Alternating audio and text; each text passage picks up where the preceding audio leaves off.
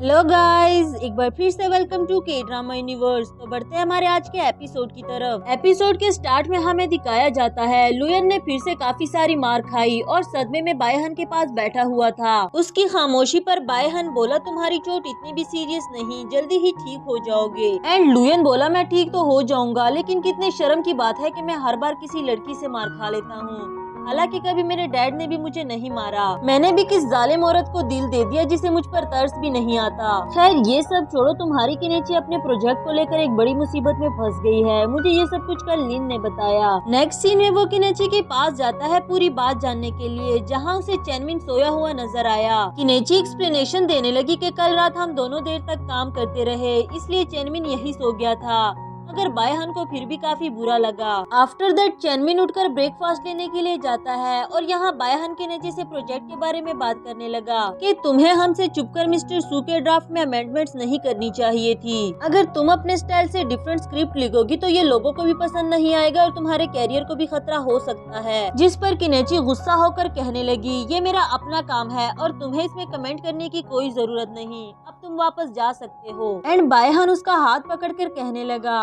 तुम ही तो कहती थी कि हर इंसान को ब्रेव बनकर अपने ओन आइडियाज को शेयर करना चाहिए। किनेची बोली, हाँ मगर वो सब पास्ट की बातें थी और कोई भी इंसान पास्ट में नहीं जिया करता। ना ही मैं वो पास्ट वाली किनेची रही हूँ जिसे तुम अपनी लाइफ में वापस लाना चाहते हो। बायहन को उसकी बातें सुनकर काफी ज्यादा हर्ट हुआ और बगैर कुछ कहे वहाँ से चला जाता है। बाहर आने के बाद उसकी मीटिंग चैनमिन के साथ हुई, जिसे बायहन कहने लगा कि तुम्हें किनेची को रोकना चाहिए क्योंकि वो अपने रूल्स के अगेंस्ट काम कर रही है। चैनमिन बोला, तुम में और मुझ में यही तो फर्क है, तुमने हमेशा ये सोचा कि उसके लिए क्या बेहतर है, जबकि मैंने हमेशा हर मामले में उसका साथ दिया। बायहन काफी ज्यादा हर्ट तो हो गया था, मगर इसके बावजूद भी वो किनेची की हेल्प कैसे करे लिएंगजी से पूछने लगा। लिएंगजी ने उससे वजह पूछी कि तुम गुरु बाइकी की हेल्प क्यों करना चाहते हो। इस पर बायहन बोला, क्योंकि मैं नहीं चाहता कि कभी भी उसको अपने रूल्स के अगेंस्ट लिखी हुई चीजें परेशान करे। इसके बाद लिएंजी ने बताया कि कुछ ही दिनों में गोल्ड कॉमिक अवार्ड सेरेमनी होने वाली है। प्रीवियस कंटेस्टेंट को उनकी कंपनीज ने इनरोल किया। जितने ज्यादा वोट्स होंगे ऑडियंस की तरफ से, उतना ही ज्यादा चांस होगा नॉमिनेशन का। क्यों ना हम इस गुरु बाइकी को भी इनरोल करके ये अवार्ड दिलाने में उनकी हेल्प करें। इस तरह मिस्टर सू भी किनेची का अपना बनाया हुआ ड्राफ्ट लेने में ज्यादा इंटरेस्टेड होगा। बायहन को लिएंगजी का ये आइडिया काफी ज्यादा अच्छा लगा, बल्कि उसने तो इस पर काम भी शुरू कर दिया। सीन किनेची पर आता है जो न्यू ड्राफ्ट बनाने की कोशिश कर रही थी, मगर उसको कोई भी आइडिया नहीं आता। दूसरी तरफ ऑफिस के सभी कुलीग्स कॉमिक अवार्ड की लिस्ट देख रहे थे, जिसमें किनेची का नाम टॉप 10 में आ चुका है। लिन भी देखकर काफी ज्यादा खुश हो गई और पूछने लगी कि अगर हम में से किसी ने नहीं की तो फिर किनेची की रजिस्ट्रेशन किसने करवाई। चैनमिन फौरन से ये बात किनेची को भी कॉल करके बता देता है। उसको भी यकीन नहीं आ रहा था कि इस दौर में भी कोई इतना सिंसियर फैन हो सकता है। तभी उसको बायहन का ख्याल आया, क्योंकि वो हमेशा नाराज होने के बावजूद भी किनेची की हेल्प करता है। किनेची ये सोचकर सैड हो जाती है कि मैं हमेशा उसे जरूरत से ज्यादा बोल देती हूँ और वो फिर भी मेरी मदद करने से बाज नहीं आता। नेक्स्ट सीन में हमें बायहन को दिखाया जाता है जो वोटिंग लिस्ट को देखकर काफी ज्यादा खुश हो रहा था।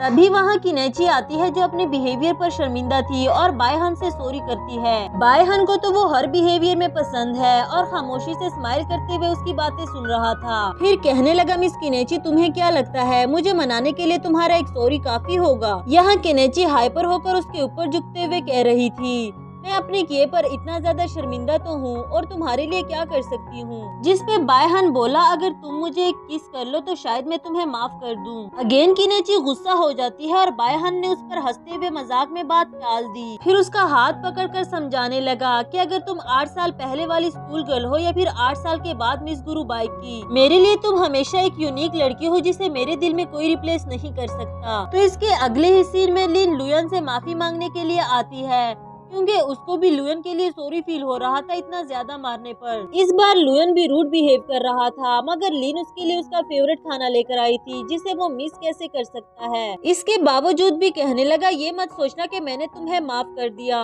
हाँ अगर तुम वो वेडिंग ड्रेस पहन लो तो फिर कुछ सोचा जा सकता है। लिन उसको पिंच कर देती है क्योंकि वो कुछ ज्यादा ही ओवर कॉन्फिडेंट हो गया। दूसरी तरफ हमें चैनमिन को दिखाया जाता है जो वोटिंग लिस्ट को देख रहा था। किनेची के लिए खुश तो है, मगर वो कहीं न कहीं ये बात भी जानता है कि ये सब कुछ बायहन ने किया है। इसी दौरान उसे तियान की कॉल आती है जो उसके ऑफिस के बाहर ही खड़ी थी और चेनमिन से मिलाने के लिए अपनी कुछ फ्रेंड्स को भी ले आई है, जिस पर चेनमिन तो नाराज हो गया और उसको अपनी इन चिल्ड्रिश हरकतों से बाज रहने को कहता है। नेक्स्ट सीन में बायहन किनेची को कॉल करके कोल्ड से बचने को कह रहा था, क्योंकि सीजन चेंज हो गया है और कोल्ड लगने के काफी ज्यादा चांसेस है, जबकि किनेची को तो पहले से ही कोल्ड हो चुका है बिकॉज वो डॉक्टर के एडवाइसेस कभी भी नहीं सुनती। इसलिए बायहन ने अपना बैग तैयार कर लिया है 2 दिन किनेची के यहाँ रहने के लिए, पर किनेची को इस बात की भनक तक नहीं और लुयन को भी बायहन कुछ ज्यादा ही शार्प लगने लगा। इधर सडनली किनेची को लगा कि उसके घर में कोई चोर घुस आया।